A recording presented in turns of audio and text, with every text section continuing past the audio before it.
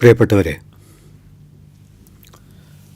അന്വേഷണത്തിൻ്റെ അൽഗോരിതത്തിലെ കഴിഞ്ഞ ലക്കത്തിൽ എപ്പിസോഡിൽ പറയാൻ ശ്രമിച്ചത് നമ്മുടെ ജീവിതത്തെ എന്നും ഏത് കാലത്തും ഏത് സന്ദർഭത്തിലും ഏതവസ്ഥയിലും പിടികൂടാൻ സാധ്യതയുള്ള, പിടികൂടിക്കൊണ്ടിരിക്കുന്ന, നാളെയും നമ്മുടെ ജീവിതത്തെ തുറച്ചു നോക്കുന്ന ഒറ്റപ്പെടൽ, ഒറ്റയാക്കപ്പെടൽ എന്ന രണ്ടവസ്ഥയെക്കുറിച്ചാണ്. അതിൽ ഒറ്റയാവൽ എന്നുള്ളതിൽ നമ്മുടെ തീരുമാനത്തിന്, നമ്മുടെ സ്വാതന്ത്ര്യത്തിന്, നമ്മുടെ ആവിഷ്കാരത്തിന്, നമ്മുടെ സർഗാത്മകതയ്ക്ക് പ്രധാന സ്ഥാനമുണ്ട്. എന്നാൽ ഒറ്റയാക്കപ്പെടൽ എന്നുള്ളതിൽ നമ്മുടെ തീരുമാനത്തിനോ നമ്മുടെ സ്വാതന്ത്ര്യത്തിനോ നമ്മുടെ സർഗാത്മകതക്കോ ഒരു സ്ഥാനവുമില്ല. അതുകൊണ്ട് തന്നെ ഇത് രണ്ടും പ്രത്യക്ഷത്തിൽ പരസ്പരം പൊരുത്തപ്പെടുന്ന രണ്ട് അവസ്ഥകളാണ്, അല്ലെങ്കിൽ പരികൽപ്പനകളാണ് എന്ന് തോന്നുമെങ്കിലും ഇവക്കൊരിക്കലും പരസ്പരം പൊരുത്തപ്പെടാൻ പറ്റില്ല. എന്നാൽ ഇവയെ പരസ്പരം പൊരുത്തപ്പെടുത്താൻ മനുഷ്യർക്ക് കഴിയും. മറ്റൊരു വിധത്തിൽ പറഞ്ഞാൽ ഒറ്റപ്പെടലിനെ ഒറ്റയാവൽ തന്നെയാക്കി രൂപാന്തരപ്പെടുത്താൻ സർഗാത്മക സംരംഭങ്ങളിൽ ഏർപ്പെടുക വഴി നമുക്ക് കഴിയും, അല്ലെങ്കിൽ കഴിഞ്ഞേക്കും. മലയാളത്തിൻ്റെ മാസ്റ്റർ ജീനിയസായ കുമാരനാശാൻ്റെ വളരെ പ്രസിദ്ധമായ ഒരു കവിതയിൽ അദ്ദേഹം പറയുന്നുണ്ട്, ഏകാന്തം വിഷം അമൃതാക്കിയും. ഈ ഒറ്റ വരിയിൽ സത്യത്തിൽ നമ്മൾ അഭിമുഖീകരിക്കുന്നത് ഏകാന്തം അല്ലെങ്കിൽ ഏകാന്തത, ഒറ്റപ്പെട്ട അവസ്ഥ, അത് വിഷമാണ്, കാളകൂടമാണ്. അത് നമ്മുടെ ജീവിതത്തെ കരണ്ട് തിന്നുന്ന, അതിൻ്റെ എല്ലാവിധ വർണ്ണാഭങ്ങളെയും വിളറിയ അവസ്ഥയിലേക്ക് വലിച്ചെറിയുന്ന, ഭയപ്പെടുത്തുന്ന ഒന്നാണ് ഏകാന്തം വിഷം. പക്ഷേ അതിനെ അമൃതാക്കാൻ കഴിയും. വിഷത്തെ അമൃതാക്കുകയോ കാഞ്ഞിരക്കുരുവിനെ മധുരമുള്ളതാക്കി മാറ്റുകയോ അസാധ്യം അസാധ്യം എന്ന് കേൾക്കുന്നവർ പറയുന്നത് ഞാൻ കേൾക്കുന്നുണ്ട്. പക്ഷേ അത് കഴിയും. എന്തുകൊണ്ടെന്നാൽ സർഗാത്മകതയ്ക്ക് മനുഷ്യജീവിതത്തിൽ അത്ഭുതങ്ങൾ പ്രവർത്തിക്കാൻ കഴിയും. ആവർത്തിക്കുന്നു, ഏകാന്തം വിഷം അമൃതാക്കിയും. കുമാരനാശൻ അവിടെ അവസാനിപ്പിക്കുന്നില്ല. പാഴാകാശങ്ങളിൽ അലർവാടി ആചരിച്ചു. അതായത് പാഴ്നിലങ്ങളിൽ പൂന്തോപ്പുകൾ ഉണ്ടാക്കുക, മരുഭൂമിയെ മരുപ്പച്ചയാക്കുക, അതായത് അസാധ്യതയെ സാധ്യതയാക്കുക. അതൊരു ഭഗീരഥ പ്രയത്നമാണ്. അങ്ങനെ പാഴാകാശങ്ങളിൽ വെറുതെ വിജനമായി കിടക്കുന്ന, ഒന്നുമില്ലാത്ത നിശൂന്യമായ ആകാശത്തിൽ ഒരു പൂന്തോപ്പുണ്ടാക്കാൻ കഴിയും സർഗാത്മകതയ്ക്ക്. മറ്റൊരർത്ഥത്തിൽ പറഞ്ഞാൽ മനുഷ്യാസ്തിത്വത്തെ സംബന്ധിച്ചിടത്തോളം അതിൻ്റെ എല്ലാ മടുപ്പുകൾക്കും ആകാംക്ഷകൾക്കും ഉത്കണ്ഠകൾക്കും ഇടയിൽ ആ മടുപ്പിനെ തന്നെ, ആ വിരസതയെ തന്നെ അടവച്ച് ആ വിരസതയോട്, ആ മടുപ്പിനോട് മൽപ്പിടുത്തം നടത്തുന്ന ഏറ്റവും ഊർജ്ജസ്വലമായ ഒരവസ്ഥ ഉണ്ടാക്കുന്ന, ഉൽപ്പാദിപ്പിക്കുന്ന, നിർമ്മിക്കുന്ന ആ അസാധാരണമായ കഴിവിനെയാണ്, അസാധാരണം എന്ന് പറയുമ്പോൾ ആകാശത്തുനിന്ന് അറ്റ് വീണതോ ഭൂമിയിൽ നിന്ന് പെട്ടെന്ന് പൊട്ടിമുളച്ചതോ എന്ന അർത്ഥത്തിലല്ല, എന്നും നമ്മുടെ ജീവിതത്തോടൊപ്പമുള്ള, പക്ഷേ നമ്മൾ വേണ്ടത്ര പരിഗണിക്കാത്ത, ജീവിതത്തിൻ്റെ തിരക്കുകൾക്കിടയിൽ നമ്മോടൊപ്പമുള്ള ഈ മഹാസാധ്യതയെ നമുക്ക് കാണാൻ കഴിയാതെ പോകുന്നു എന്നുള്ളത് നമ്മുടെ വലിയ പതനമാണ്. പറഞ്ഞു വരുന്നത് ഏകാന്തം വിഷമമൃതാക്കിയും പാലാകാശങ്ങളിൽ മലർവാടി ആചരിച്ചും ലോകാനുഗ്രഹപരയായെഴും കലേ. അച്ഛൻ അഭിസംബോധന ചെയ്യുന്നത് കലയെയാണ്. നേരത്തെ നാം പറഞ്ഞ സർഗാത്മകതയുടെ ഏറ്റവും ചിരപരിചിതമായ ആവിഷ്കാര രൂപങ്ങളിൽ ഒന്നാണ് കല. കലയെക്കുറിച്ച് പറയുമ്പോൾ ദ നെസസിറ്റി ഓഫ് ആർട്ട് എന്ന പ്രസിദ്ധമായ പുസ്തകത്തിൽ ഏണസ്റ്റ് ഫിഷർ പറയുന്ന ഒരു വാക്യം എത്ര ആവർത്തിച്ചാലും അധികമാവില്ല, ഒരിക്കൽ കൂടി അത് ഓർമ്മിച്ചെടുക്കാവുന്നതാണ്. അദ്ദേഹം പറയുന്നുണ്ട്, man wants to be more than himself, he wants to be a whole man. ഇത് എല്ലാ മനുഷ്യരുടെയും ജീവിതത്തിൻ്റെ എക്കാലത്തെയും സത്യമാണ്. ഒരു മനുഷ്യനും തന്നിൽ തുടങ്ങി തന്നിൽ അവസാനിക്കാൻ കഴിയില്ല. എല്ലാ മനുഷ്യരും man wants to be more than himself, താൻ എന്താണോ അതിനേക്കാളായിരിക്കാൻ, തൻ്റെ പരിമിതമായ ജീവിതത്തിൽ നിന്ന് അപരിമിതമായ ജീവിതത്തിലേക്ക് കവിഞ്ഞ് തുളുമ്പാൻ കൊതിക്കുന്നുണ്ട്, കിനാ കാണുന്നുണ്ട്, ആഗ്രഹിക്കുന്നുണ്ട്. Man wants to be more than himself, he wants to be a whole man, പൂർണ്ണ മനുഷ്യൻ. ചിതറിപ്പോയ മനുഷ്യർ തങ്ങളെ തന്നെ ചേർത്ത് വെച്ച് ഒരു പൂർണ്ണ മനുഷ്യരാവാൻ കൊതിക്കുന്നുണ്ട്. അത്തരം കൊതിയെയാണ്, അത്തരം കിനാവിനെയാണ് ലോകാനുഗ്രഹപരയായെഴും കലേ നിൻ കാൽത്താറിണ അടിയങ്ങൾ കുമ്പിടുന്നേൻ. കുമാരനാശൻ കുമ്പിടുന്നത്, നമിക്കുന്നത് മൂല്യവത്തായ ഒരാശയത്തിൻ്റെ മുമ്പിലാണ്. അത് കലയാണ്. ആ കല എന്ന് പറയുന്നത് ഒറ്റ വാചകത്ത് പറഞ്ഞാൽ എത്രയെത്രയോ നിർവചനങ്ങൾ നമുക്ക് പരിചിതമാണ്.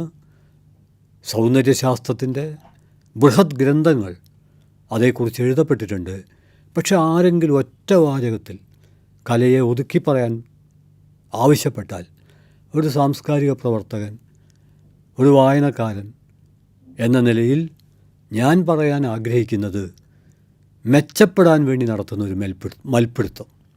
ഓരോ മനുഷ്യനും തന്നോട്, ഓരോ സമൂഹവും തങ്ങളോട് ഇപ്പോഴുള്ള അവസ്ഥയേക്കാൾ മെച്ചപ്പെട്ട ഒരവസ്ഥയിലേക്ക് മുന്നേറാൻ വേണ്ടി നടത്തുന്ന സകലമാന ശ്രമങ്ങളും സത്യത്തിൽ കലയാണ്. അത് നമ്മുടെ പൗരസ്ത്യ സൗന്ദര്യശാസ്ത്രം പറയുന്നത് പോലെ 64 അവസാനിക്കില്ല. എന്തും ഏതും കലയാവും. 2 കാര്യങ്ങളാണ് വേണ്ടത്. 1 സമ്പൂർണമായ സമർപ്പണം, 2 പരിമിതമായ അവസ്ഥയിൽ നിന്ന് അപരിമിതമായ അവസ്ഥയിലേക്ക്, വ്യക്തിപരതയിൽ നിന്ന് സാമൂഹ്യപരതയിലേക്ക്, പ്രപഞ്ചപരതയിലേക്ക് അതിനെ എത്തിക്കാനുള്ള തീവ്രമായ പ്രയത്നം. ഇത് രണ്ടും ചേർന്നാൽ ഉറപ്പ് എന്തുമേതും കലയാകും. ഞാൻ ഇത്രയും ആമുഖമായി പറയുന്നത് അന്വേഷണത്തിൻ്റെ അൽഗോരിതത്തിലെ കഴിഞ്ഞ ലക്കം ഏകാന്തതയെക്കുറിച്ചാണ്, ഒറ്റയാവലിനെക്കുറിച്ചും ഒറ്റപ്പെടലിനെയും കുറിച്ചാണ്. അതിനെ അതിവർത്തിക്കാൻ വേണ്ടി ഗവൺമെൻറ്റുകൾ, സർക്കാരുകൾ എടുക്കുന്ന ചില പദ്ധതികളെക്കുറിച്ചാണ്.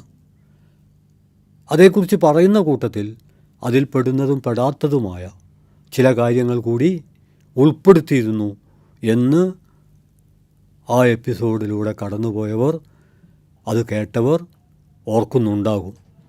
പക്ഷേ ഞാൻ വിശകലനം ചെയ്യാൻ ശ്രമിക്കുന്നത് അതിൻ്റെ തുടർച്ചയിലാണ്. പക്ഷേ മറ്റൊരു പ്രധാനപ്പെട്ട കാര്യമാണ് അത്, ഒറ്റയാവലിനെ നമുക്ക് തീർച്ചയായിട്ടും സർഗാത്മകതയിലേക്ക് വിപുലപ്പെടുത്താൻ കഴിയും എന്നത് വിശദീകരിക്കേണ്ട. എന്നാൽ ഒറ്റപ്പെടുത്തപ്പെടലിനെ എപ്രകാരമാണ് നമുക്ക് സർഗാത്മകതയിലേക്ക്, അവിടെയാണ് വിഷമയമായ ഏകാന്തതയെ, ഒറ്റപ്പെടുത്തപ്പെട്ട ലോൺലിനെസ് എന്ന് ഇംഗ്ലീഷിൽ പറയുന്ന ആ അവസ്ഥയെ എങ്ങനെ നമുക്ക് സർഗാത്മകമാക്കാം. അത് പറയുന്നതിന് മുമ്പേ എപ്രകാരമാണ് നമ്മൾ ഒറ്റപ്പെടുത്തപ്പെട്ടുകൊണ്ടിരിക്കുന്നത്, അത്തരമൊരാലോചനയിൽ ഞാൻ രണ്ടാമതായി പരിഗണിക്കുന്നത് മലയാളത്തിൻ്റെ പ്രിയ കവി KGS നന്നല്ലങ്ങാടികൾ എന്നൊരു കവിതയാണ്. ഈ കവിത രണ്ട് വാക്കുകൾ കൂടി ചേർന്നൊരു കൊളാഷാണ്. പ്രത്യക്ഷത്തിൽ ബന്ധമില്ലാത്ത രണ്ട് വാക്കുകൾ. കവിതയുടെ തലക്കെട്ട് മാത്രം ഒന്ന് അടുത്ത് വെച്ച് നോക്കിയാൽ അതിൽ രണ്ട് വാക്കുകൾ ഒരു പ്രത്യേക രീതിയിൽ സംയോജിപ്പിക്കപ്പെട്ടതായി കാണാം. ഒന്ന് നമുക്കെല്ലാം ഏറെ സുപരിചിതമായ അങ്ങാടികളാണ്. മാർക്കറ്റ്. ഈ മാർക്കറ്റിനെക്കുറിച്ച് ചെറിയ പരാമർശങ്ങൾ നടത്തിയിരുന്നു. അതിൻ്റെ ഒരു വിപുലീകരണമാണ് ഈ ഭാഗത്ത് നടത്താൻ ശ്രമിക്കുന്നത്. എന്നാൽ നന്നങ്ങാടി എന്ന് പറയുന്നതിന് അങ്ങാടിയുമായി ഒരു ബന്ധവുമില്ല. വെള്ളിക്കോലിന് വെള്ളിയുമായൊരു ബന്ധവുമില്ലാത്തതുപോലെ വർത്തമാനകാല ഇന്ത്യക്ക് ഒരു വലിയ പരിധിവരെ മതനിരപേക്ഷതയുമായി പറയത്തക്ക ബന്ധമില്ലാതെ പോകുന്നത് പോലെ എന്തോ ആവട്ടെ, നന്നല്ലങ്ങാടികൾ എന്നുള്ളതിൽ ഒന്നാമത്തേത് നന്നങ്ങാടിയാണ്. നന്നങ്ങാടി എന്നുള്ളത് മെഗാലിത്തിക് കാലത്തെ, മഹാശില സംസ്കാര കാലത്തെ നമ്മുടെ ചരിത്രത്തിലേക്ക് ഒരു വാതിൽ തുറന്നു വെക്കുകയാണ്. കാരണം നമുക്കറിയാം, ആ കാലത്തെ മനുഷ്യർ ഏത് തരത്തിലാണ് ജീവിച്ചിരുന്നത് എന്നതിൻ്റെ ഒരു ചുരുക്കെഴുത്താണ് നന്നങ്ങാടി. നമുക്കിന്നത് മ്യൂസിയത്തിൽ കാണാൻ പറ്റും. നിങ്ങൾ കണ്ടിട്ടുണ്ടാവും. ഇല്ലെങ്കിൽ കാണണം. നമ്മുടെ പൂർവികർ മരിച്ചു കഴിഞ്ഞാൽ അവരെ മറവ് ചെയ്തിരുന്നത് ഈ നന്നങ്ങാടിയിലായിരുന്നു. അവരുടെ അസ്ഥികൂടം മാത്രമല്ല, അവരുപയോഗിച്ച വസ്തുക്കളും അവർക്ക് പ്രിയപ്പെട്ട വസ്തുക്കളും ആ കുടത്തിൽ മണ്ണുകൊണ്ടുണ്ടാക്കുന്ന വലിയൊരു കുടമാണ് നന്നങ്ങാടി. അതിലാണ് അവരെ സംസ്കരിച്ചിരുന്നത്. ഒരു ജനത എപ്രകാരമാണ് അവരിലെ മരിച്ചവരെ പരിചരിക്കുന്നത് എന്നുള്ളത് സംസ്കാര പഠനത്തിൻ്റെ പ്രധാനപ്പെട്ട ഭാഗമാണ്. അതവരുടെ മൂല്യവ്യവസ്ഥയുടെ ഭാഗമാണ്. അതുകൊണ്ട് ശവസംസ്കാരം എന്നുള്ളത് സാംസ്കാരിക അന്വേഷണത്തിൽ പ്രധാനമാണ്. വിശദാംശങ്ങളിലേക്ക് പ്രവേശിക്കുന്നതിന് മുമ്പേ ഒരു കാര്യം വ്യക്തമാക്കുന്നു. മെഗാലിത്തിക് കാലത്ത് നന്നങ്ങാടികളിൽ മനുഷ്യരെ സംസ്കരിച്ചപ്പോൾ അതോടൊപ്പം അവരുടെ പ്രിയപ്പെട്ട വസ്തുക്കൾ അതിൽ വെച്ചപ്പോൾ ആ കാലത്തിൻ്റെ ഒരു ചരിത്രമാണ്. അതായത് നന്നങ്ങാടി ചരിത്ര സ്മരണകളുടെ ചുരുക്കെഴുത്താണ്. എന്നാൽ അങ്ങാടി എന്ന് പറയുന്നത് നമ്മൾ വിചാരിക്കും ആധുനിക കാലത്തിൻ്റെ ഒരടയാളമാണ്. ശരിയാണ്, പ്രധാനമായും അത് ആധുനിക കാലത്തിൻ്റെ അടയാളമാണ്. പക്ഷേ പ്രാചീന കാലത്തും ചെറിയ തോതിൽ കൈമാറ്റം, അന്ന് കൈമാറ്റം സാമ്പത്തിക ശാസ്ത്രം പറയുന്നത് ബാർട്ടർ സിസ്റ്റമാണ്. നിങ്ങൾക്ക് എന്തെങ്കിലും ഒരു വസ്തു വേണമെങ്കിൽ നിങ്ങളുടെ കയ്യിലുള്ള വസ്തു കൊടുത്തിട്ട് നിങ്ങൾക്ക് ആവശ്യമുള്ള വസ്തു ആ വസ്തു ഉള്ള ആളോട് വാങ്ങുക. വസ്തുക്കൾ വെച്ച് തന്നെയുള്ള ഒരു പകരം വെക്കൽ. ഇന്ന് പണം ഉള്ളതുകൊണ്ട് ഈ പ്രയാസമില്ല. പണമില്ലായിരുന്നുവെങ്കിൽ അങ്ങാടികളിൽ നമുക്ക് അനുഭവപ്പെടാമായിരുന്ന പ്രയാസത്തെക്കുറിച്ചും ആനുഷംഗികമായി ആലോചിക്കാം. പറഞ്ഞു വരുന്നത്, അങ്ങാടി മുമ്പുണ്ടായിരുന്നെങ്കിലും അതിൻ്റെ ഏറ്റവും ഭീമാകാരമായ രൂപം ഈ ആധുനിക കാലത്താണ്. KGSൻ്റെ കവിതയിലേക്ക് തിരിച്ചു വന്നാൽ നന്നല്ല അങ്ങാടികൾ എന്നാണ് കവിതയുടെ പേര്. നന്നങ്ങാടിയും അങ്ങാടിയും കൂട്ടിച്ചേർത്തുണ്ടാക്കിയ ഈ ഒരൊറ്റ വാക്ക് മതി നമ്മുടെ വർത്തമാനകാലാവസ്ഥ, പ്രത്യേകിച്ചും ബഹളത്തിൻ്റെ, ഒച്ചയുടെ, ആക്രോശത്തിൻ്റെ, അലർച്ചയുടെ ഒരവസ്ഥ. നിശബ്ദതക്ക്, നമ്മൾ പറയുന്ന സർഗാത്മകമായ ഏകാന്തതക്ക് ഇടം നൽകാത്ത യാന്ത്രികതയുടെ മുരൾച്ച, ഇതൊക്കെ കൂടിച്ചേർന്ന ഒരങ്ങാടിയെക്കുറിച്ചാണ്, മാർക്കറ്റിനെക്കുറിച്ചാണ്, കമ്പോളത്തെക്കുറിച്ചാണ്, വിപണിയെക്കുറിച്ചാണ്. അതുകൊണ്ട് ഞാൻ കവിതയിലേക്ക് വരാം. 6-7 ചെറിയ വരികളാണ് ഈ കവിതയിലുള്ളത്. പണ്ട് പരേതര മറവ് ചെയ്യാൻ നന്നങ്ങാടികൾ, പണ്ട്, അതായത് എത്രയോ കാലങ്ങൾക്ക് മുമ്പ്, ആധുനിക കമ്പോളമൊന്നും ആവിർഭവിച്ചിട്ടില്ലാത്തൊരു കാലത്ത്, ഭരണകൂടമില്ലാതിരുന്നൊരു കാലത്ത്, പണ്ട് പരേതര മറവ് ചെയ്യാൻ നന്നങ്ങാടികൾ, ഇന്ന്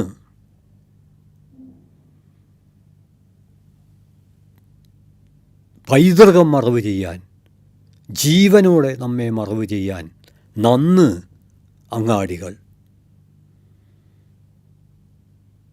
ഇവിടെയാണ് ഈ കവിത വർത്തമാനകാലത്തിലെ ശബ്ദമൗന, ബഹള ഏകാന്തത അവസ്ഥകളെ അഭിമുഖീകരിക്കുന്നത്. അതായത് മുമ്പ് നന്നങ്ങാടി പരേതര മറവ് ചെയ്യാൻ, ഇന്ന് നന്ന് അങ്ങാടികൾ പൈതൃകം മറവ് ചെയ്യാൻ, ജീവനോടെ നമ്മെ മറവ് ചെയ്യാൻ.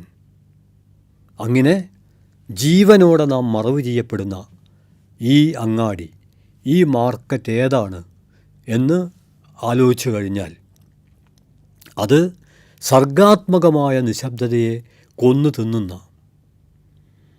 മനുഷ്യനെ ഒറ്റയാവാൻ, സ്വന്തം തിരഞ്ഞെടുപ്പിൻ്റെ ഭാഗമായ ഒറ്റയാവിലേക്ക് പ്രവേശിക്കാൻ അനുവദിക്കാത്ത, സർഗാത്മകതയുടെ മുമ്പിൽ വലിയ വെല്ലുവിളിയായി മാറുന്ന, സർഗാത്മകമായ സൃഷ്ടികളെപ്പോലും സ്വന്തം താല്പര്യങ്ങൾക്ക് വേണ്ടി ഉപയോഗപ്പെടുത്തുന്ന, ഈ പറഞ്ഞതിൻ്റെ പൊരുൾ മനസ്സിലാവണമെങ്കിൽ നമ്മുടെ കാലത്ത് എഴുതപ്പെടുന്ന ഏറ്റവും മികച്ച വരികൾ, കവിതകളൊക്കെ മാർക്കറ്റ് അതിൻ്റെ പരസ്യമായി റാഞ്ചിക്കൊണ്ടു പോവുകയാണ് എന്ന് കാണാൻ കഴിയും. നമുക്ക് തിരിച്ചറിയാനാവില്ല മികച്ചൊരു കവിത ഏതാണ്, മികച്ചൊരു പരസ്യം ഏതാണ്, മികച്ചൊരു കവിതയായി മാറേണ്ടിയിരുന്ന വാക്യം എങ്ങനെയാണ് പരസ്യമായി പരിമിതപ്പെട്ടു പോയത്, മാർക്കറ്റിൻ്റെ കാഴ്ചപ്പാടിൽ വിപുലപ്പെട്ടു പോയത്.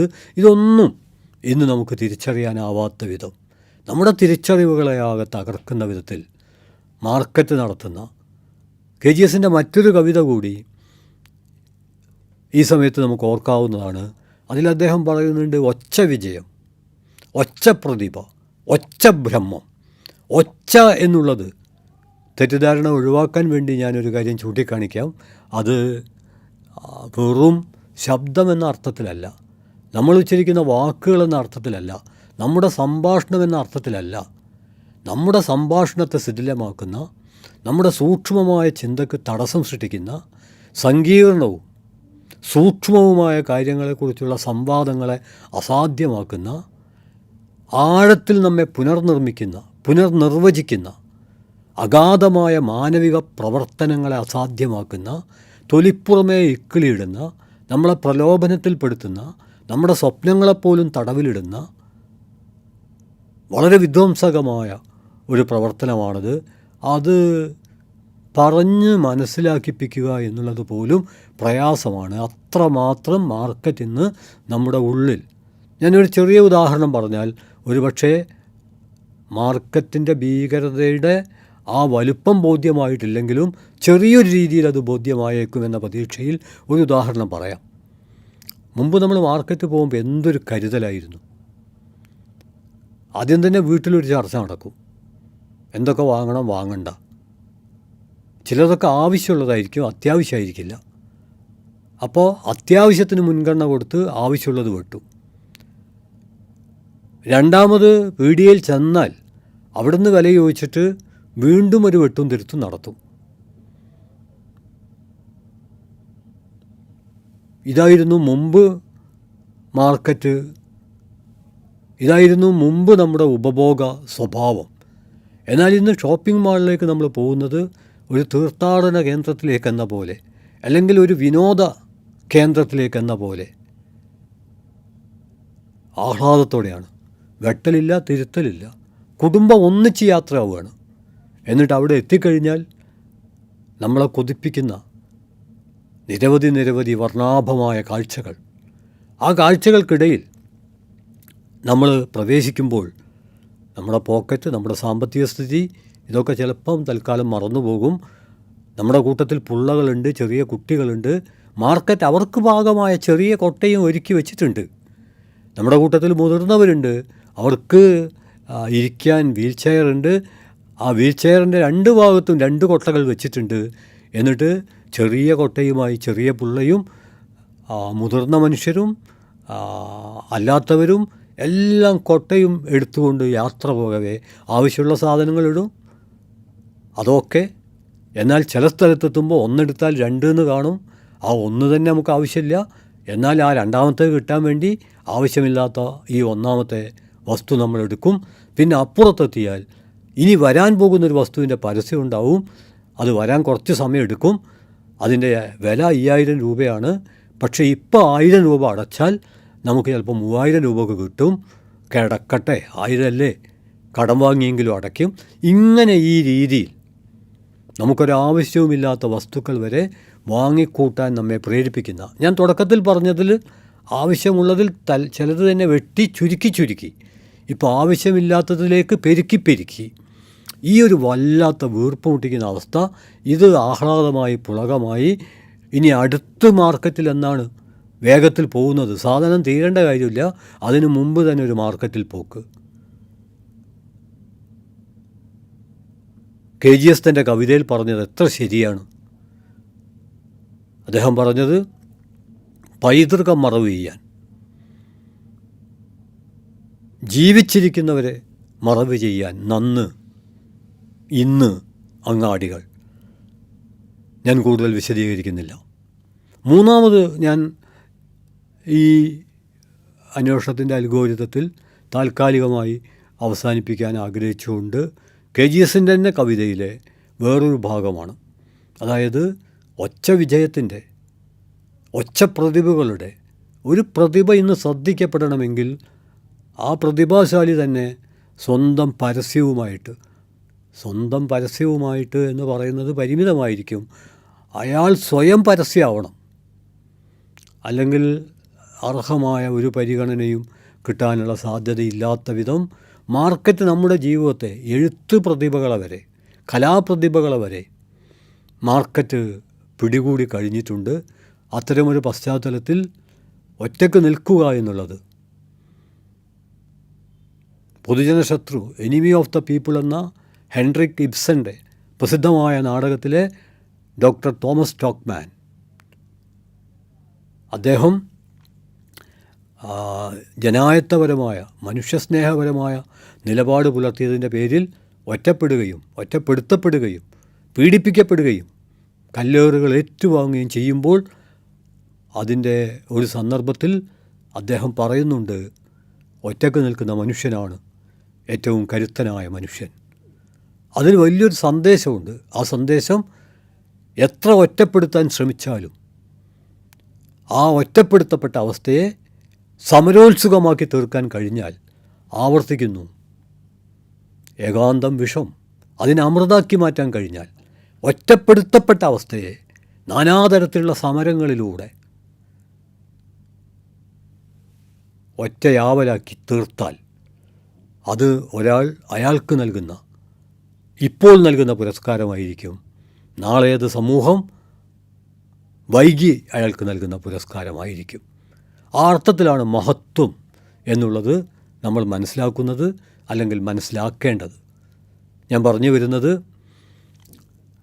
നമ്മുടെ വർത്തമാനകാലത്തെ മനുഷ്യജീവിതത്തിലേക്ക് മാർക്കറ്റ് വൈറസ് എപ്രകാരം ഇടിച്ചു കയറിയിട്ടുണ്ട് എന്നാണ്. നമുക്ക് നമ്മളെപ്പറ്റി എന്ത് തോന്നുന്നു എന്നല്ല, നമ്മളെന്ത് ചെയ്യുന്നു എന്നുള്ളതല്ല, മറിച്ച് നമ്മളെക്കുറിച്ചുള്ള വിപണി എന്ന് പറയുന്നത് നമ്മൾ കൃത്യം മനസ്സിലാക്കണം. ഏതെങ്കിലും ഒരു സ്ഥലത്തുള്ള വിൽപ്പനയുടെയും അതുപോലെ തന്നെ പരസ്യങ്ങളുടെയും ഒരു ലോകം മാത്രമല്ല. അത് ആധുനിക കാലത്ത്, പ്രത്യേകിച്ച് നവലിബറൽ കാലത്ത്, അതൊരു പ്രത്യയശാസ്ത്രമായി മാറിക്കഴിഞ്ഞിട്ടുണ്ട്. ജോസഫ് കിസർബോ എന്ന ഒരു ആഫ്രിക്കൻ ചരിത്രകാരൻ മനുഷ്യന് നൽകുന്നൊരു നിർവചനമുണ്ട്. ആ നിർവചനത്തിൽ ആധുനികകാല വിപണി എങ്ങനെയാണ് നമ്മളെ വിഴുങ്ങിക്കൊണ്ടിരിക്കുന്നത് എന്ന് കൃത്യമാണ്. അദ്ദേഹം പറയുന്നത് ഹോമോസാപ്പിയൻസ് ഇന്ന് ഹോമോ കൊക്കക്കോളൻസ് ആയിരിക്കുന്നു എന്നാണ്. ഇത് കേൾക്കുമ്പോൾ ആളുകൾ വിചാരിക്കും കൊക്കക്കോള കുടിക്കുന്നതുകൊണ്ടായിരിക്കും.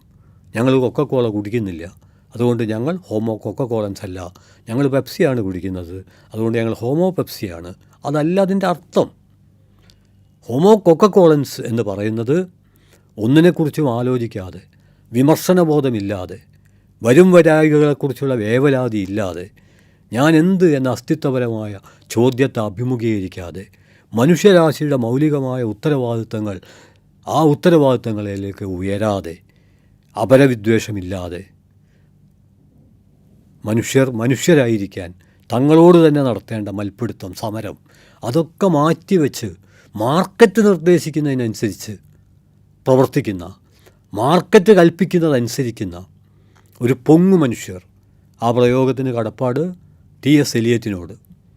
അദ്ദേഹത്തിൻ്റെ പ്രശസ്തമായ ഹോളോ മാൻ എന്ന കവിത. പൊങ്ങു മനുഷ്യർ, അകം ശൂന്യമായി ചണ്ടിപ്പണ്ടാരങ്ങൾ കുത്തി നിറച്ച്, ക്രിട്ടിക്കൽ തിങ്കിങ്, വിമർശനാത്മക ചിന്ത നഷ്ടപ്പെട്ട മനുഷ്യർ, അവരോളത്തിലെ ഒതളങ്ങ പോലെ ഒഴുകിപ്പോകും. വിപണി ഓളമാണെങ്കിൽ ആ ഓളത്തിൽ ഒഴുകുന്ന ഒതളങ്ങയായിട്ട് അവർ മാറും. അങ്ങനെ ചിന്താശക്തി നഷ്ടപ്പെട്ട മാർക്കറ്റ് മനുഷ്യരെയാണ്, കമ്പോള മനുഷ്യരെയാണ് ജീവിതത്തിൻ്റെ വ്യത്യസ്ത തലങ്ങളോട് നിരന്തരം ഇടപെട്ടുകൊണ്ട് സൃഷ്ടിച്ച മാനവിക സംസ്കാരത്തിന് പകരം market centred culture, market oriented culture എന്ന് പറയുന്ന വിപണി കേന്ദ്രിത സംസ്കാരത്തിൻ്റെ, ആ സംസ്കാരത്തിന് മൗലികമായിട്ട് 2 മൂല്യങ്ങളേ ഉള്ളൂ: ലാഭം, നഷ്ടം. ലാഭമാകുന്നതെന്തും ശ്രേഷ്ഠം, നഷ്ടമാകുന്നതെന്തും മ്ലേച്ഛം. എന്നാൽ സംസ്കാരത്തിൻ്റെ മുദ്രാവാക്യം അതല്ല. നഷ്ടമായാലും തോറ്റാലും ചില മൂല്യങ്ങൾ അതിമഹത്താണ് എന്ന കാഴ്ചപ്പാടാണ് അത് മുന്നോട്ട് വെക്കേണ്ടത്. ഞാൻ പറഞ്ഞു വരുന്നത്, ഏറ്റവും പ്രാഥമികമായിട്ട് ഹോമോ കൊക്കക്കോളൻസ് എന്ന് നമ്മൾ പറയുന്നത് വിപണി മനുഷ്യരെയാണ്. നാം ജീവിക്കുന്നത് വിപണി മനുഷ്യരുടെ ലോകത്തിലാണ്.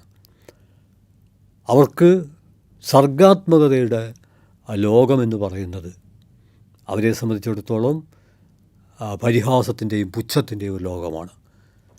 മാക്സിം ഗോർക്കി അമേരിക്കൻ സന്ദർശനം നടത്തിയ കാലത്ത് അവിടുത്തെ കോടീശ്വരന്മാരെ ഇൻ്റർവ്യൂ ചെയ്തൊരു സന്ദർഭത്തിൽ അദ്ദേഹത്തിൻ്റെ പ്രശസ്തമായ മഞ്ഞച്ചെകുത്താൻ്റെ നഗരം എന്ന പുസ്തകത്തിൽ അദ്ദേഹം പറയുന്നൊരു കാര്യമുണ്ട്.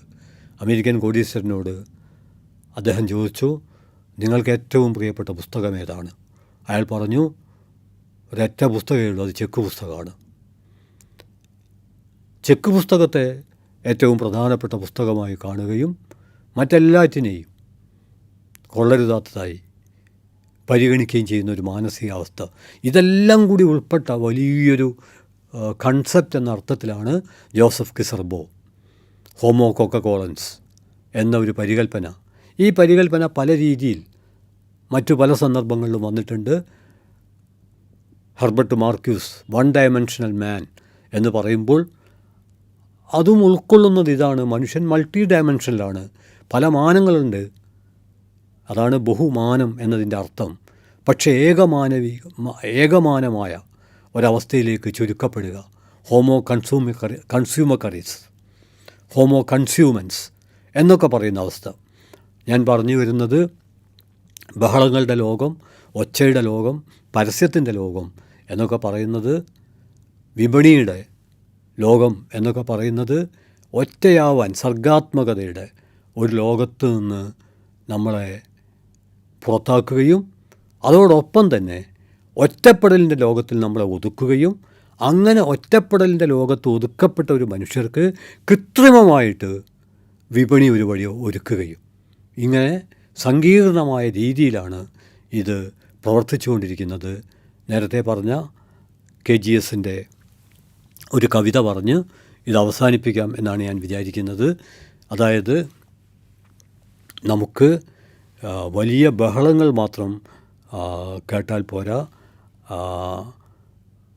നമുക്ക് സർഗാത്മകത നമ്മുടെ ജീവിതത്തിൻ്റെ സ്പന്ദനമായി തീരുമ്പോൾ നമുക്ക് ചെറിയ ഒച്ചകൾ, വളരെ ചെറിയ, ഈ ഭൂമിയിലെ ചെറിയ മനുഷ്യർ, അവരുടെ ശബ്ദങ്ങൾ, അവരുടെ നിലവുകൾ, അവരുടെ കിനാവുകൾ എല്ലാം നമുക്ക് കേൾക്കാൻ കഴിയണം.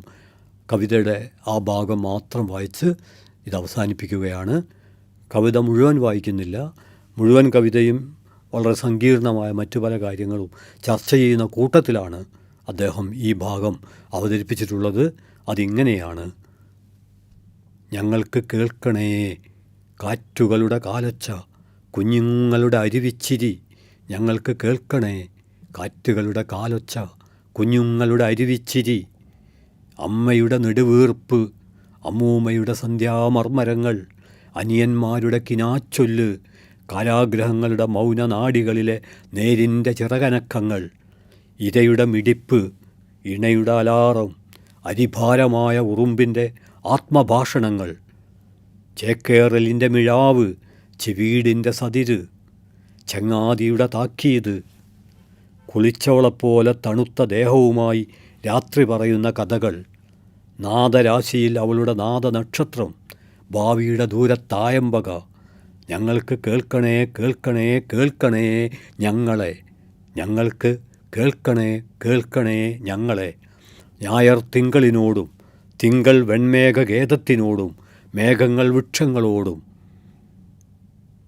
വൃക്ഷങ്ങൾ മൃഗപക്ഷി ജന്മങ്ങളോടും പക്ഷികൾ ഋതുനൃത്തമാടും ലയത്തോടും മനസ്സേ നീ എന്നോടും മന്ത്രിക്കുന്ന വിശ്വവിസ്തൃതമായ മൗനം, വെളിവിൻ്റെ സൂക്ഷ്മശ്രുതി, പുതുചിന്ത വിരിയും സുഗന്ധം. കേൾക്കണേ കേൾക്കണേ കേൾക്കണേ ഞങ്ങൾക്ക് ജീവിതത്തിൻ്റെ സിംഫണി. ഞാൻ അവസാനിപ്പിക്കുന്നു. ബഹളങ്ങളുടെ നടുവിൽ, പരസ്യങ്ങളുടെ പ്രലോഭനങ്ങളുടെ പ്രളയത്തിൽ ഞങ്ങൾക്ക് ഞങ്ങളെ കേൾക്കാൻ, ഞങ്ങളെ കാണാൻ, ഞങ്ങളെ അറിയാൻ, പങ്കുവെപ്പിൻ്റെ ചേർത്തുവെപ്പിൻ്റെ ഒരു സിംഫണിയിലേക്ക് വിമോചിതമാകാൻ, അതിനുവേണ്ടിയുള്ള ശ്രമങ്ങൾക്ക് ഊർജമായി തീരാൻ, വിപണി സൃഷ്ടിക്കുന്ന, അധികാരം സൃഷ്ടിക്കുന്ന ഒറ്റപ്പെടുത്തലുകളെ ഒറ്റയാവൽ കൊണ്ട് പ്രതിരോധിക്കാൻ, ഏത് വിഷത്തെയും അമൃതാക്കാൻ സമരത്തിലൂടെ, പോരാട്ടത്തിലൂടെ ജീവിതം മെച്ചപ്പെടുത്തുന്ന സമസ്ത പ്രക്രിയക്കും ഊർജം പകരുന്നവരായി, ആ ഊർജം പകരുന്ന പ്രക്രിയയുടെ ഉറവിടമായി ഉയരാൻ കഴിയുന്ന തരത്തിൽ സ്വന്തം ജീവിതത്തെ അഴിച്ചു പണിയാനുള്ള വലിയൊരു അന്വേഷണമാണ് സത്യത്തിൽ ഇന്ന് ഒറ്റയാവൽ, ഒറ്റപ്പെടൽ, ഒറ്റപ്പെടുത്തപ്പെടൽ എന്നിപ്രകാരമുള്ള പരികൽപ്പനകൾ നമ്മുടെ മുമ്പിൽ ആവിഷ്കരിക്കുന്നത് എന്ന് മാത്രം പറഞ്ഞുകൊണ്ട് അഭിവാദ്യങ്ങൾ അർപ്പിച്ചുകൊണ്ട് അവസാനിപ്പിക്കുന്നു. അഭിവാദ്യങ്ങൾ.